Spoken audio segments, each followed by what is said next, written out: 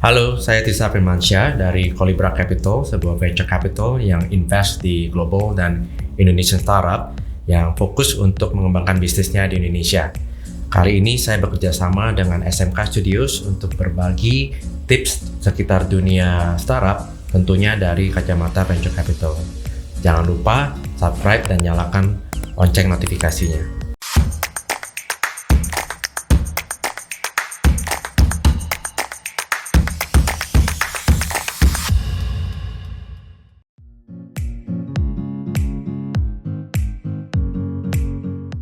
Jadi dalam melakukan startup itu kita kan menjadi founder ya. Menjadi founder kita bisa sendirian, kita bisa sebagai satu grup. Kalau memang kita merasa kita lebih baik menjadi single fighter dan kita punya ide yang jelas dan kita punya keahlian yang cukup, ya tidak perlu mencari partner sebenarnya. Kita cukup sendiri saja. Karena kan you have the vision, ya kan, and you want to visualize this, make it happen, ya. Jadi mencari partner itu bukan keharusan, ya. Tapi kalau misalnya saya tahu saya punya kelemahan di sini, dan pada saat ini saya untuk hire orang yang skillful di bidang tersebut tidak punya uangnya, mungkin lebih baik kita mencari partner, ya, karena di sana kita bisa bekerja sama, saling mengimbangi kekuatan dan kelemahan masing-masing orang. Tapi tentunya untuk mencari partner yang seperti itu kita harus samakan bukan hanya keahliannya tapi juga visionnya. Kalau memang visionnya tidak sama, itu akan susah karena akhirnya nanti kapalnya ini bingung kan, ada dua nahkoda, yang satu mau ke kanan, satu mau ke kiri, ya akhirnya nggak kemana-mana. Ya, mencari partner itu kalau saya bayangkan sebenarnya seperti mencari suami atau mencari istri sebenarnya. Karena membangun perusahaan itu saya kayak membangun rumah tangga, dan lebih baik kalau kita punya dating prosesnya dulu, nggak langsung kenal, yuk kita bikin bisnis ini bareng yuk gitu kan. Ayo menggebu-gebu langsung bikin PT, bikin apa ya kan, tanpa kenal dulu dengan orangnya. Karena kan lifestyle kita tuh, cara kita bekerja itu kan beda. Kalau kita belum kenal, walaupun punya visi yang sama, tapi nanti kita belum tentu cocok dengan cara kerjanya. Pas lagi kita bikin kerja bareng, lu kok gitu sih ngomongnya? Lu kok nggak mau dengar pendapat gue sih, maunya cara lu doang gitu kan. Itu kan kadang-kadang yang terjadi, itu sering kali terjadi pas lagi kita udah mulai berbisnis. Cari partner ya itu dia, yang penting adalah punya keahlian yang bisa mengimbangi keahlian kita. Kedua, harus punya satu visi. Yang ketiga, harus ada dating proses untuk perkenalan ya.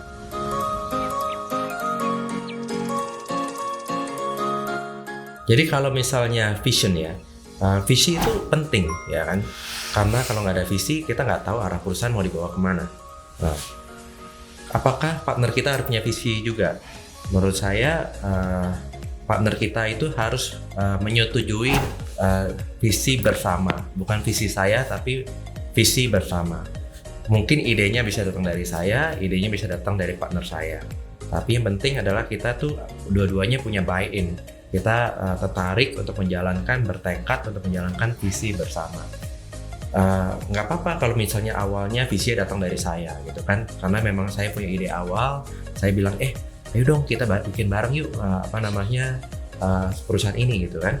Dia mungkin belum punya visi awalnya, kita yang jualan nih ke dia, ya kan, kita yang jualan ke dia visi kita, terusnya dia oh ya ini menarik nih. Nah, nggak apa-apa seperti itu.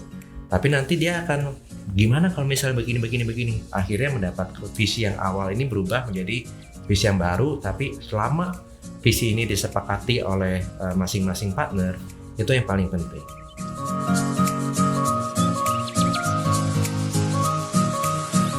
Jadi kalau mencari partner, keahlian apa yang paling penting untuk diisi? Kalau menurut saya tergantung dari bisnisnya.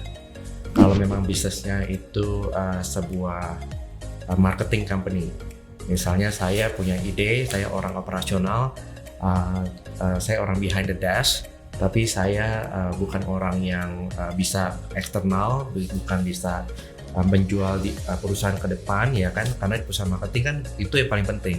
Nah berarti itu kan kita mesti cari orang yang bisa menjalankan role dari marketing tersebut. Mungkin pada kalau bisnis dari perusahaan tersebut orang CTO atau teknologi menjadi secondary karena bisnis perusahaan ini adalah di bidang marketing. Tapi kalau misalnya kita berbisnis di bidang logistik, saya seorang marketing, tapi saya tidak punya background di dunia logistik secara operasional. Saya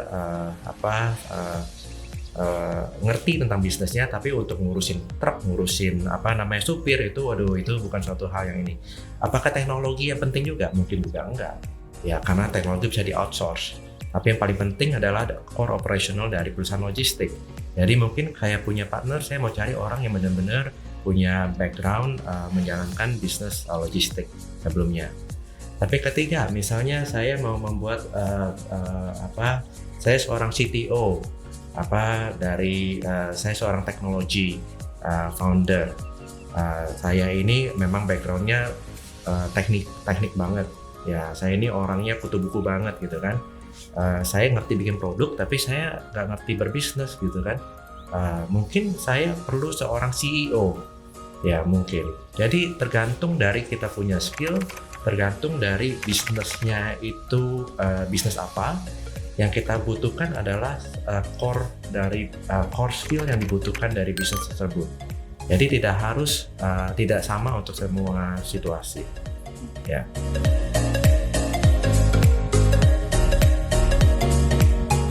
Oke, kalau di dunia startup ada kata yang disebut skin in the game. Skin in the game itu berarti taruhan kita seberapa banyak sih di dunia ini, seberapa besar sih hidup kita, fokus kita di dalam dunia ini gitu, perusahaan ini gitu kan. Jadi kalau misalnya kita gagal, ya itu mah uang kecil gitu buat kita. Jadi kalau itu gagal ya nggak apa-apa gitu kan. Nah itu yang bahaya sebenarnya, karena kalau memang yang satu menaruh semua harapan hidupnya di satu perusahaan ini, tapi partner yang lain merasa gue banyak kok tempat lain, cadangan tempat lain gitu kan. Itu mungkin fokusnya dari yang orang A itu akan 90%, fokus yang dari orang B mungkin cuma 5% atau 1%. Nah ini akan nanti menjadikan konflik. Ya kenapa? Karena merasa kok gue mati-matian, lu nya kok nyantai-nyantai aja gitu kan. Ini yang menjadi konflik nih. Jadi kita harus di depan tuh harus chip in sebenarnya modal. Modal itu bisa berupa uang, bisa berupa waktu, bisa berupa barang. Tapi harus ada sesuatu yang levelnya kalau itu hilang itu menyakitkan untuk masing-masing orang. Sehingga semua orang bisa fokus dan bisa saling bantu dan bisa mau mati-matian mengusahakan perusahaan ini harus berhasil seperti itu.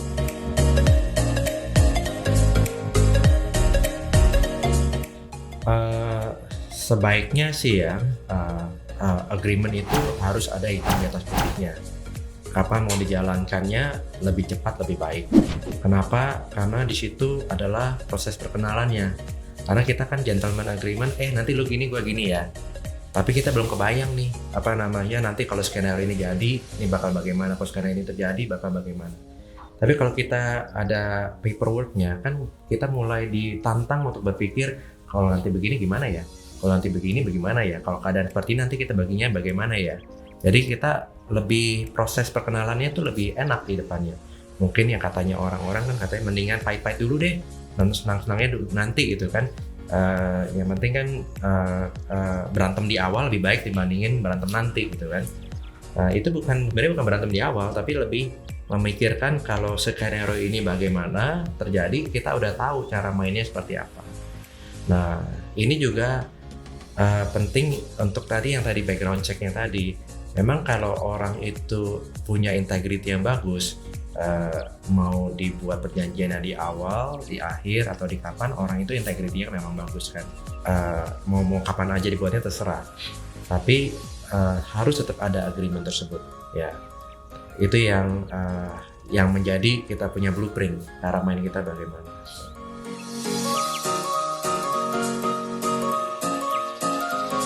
Kalau dari mata Kolibra, ya Kolibra itu kan prinsip utamanya adalah untuk berkolaborasi.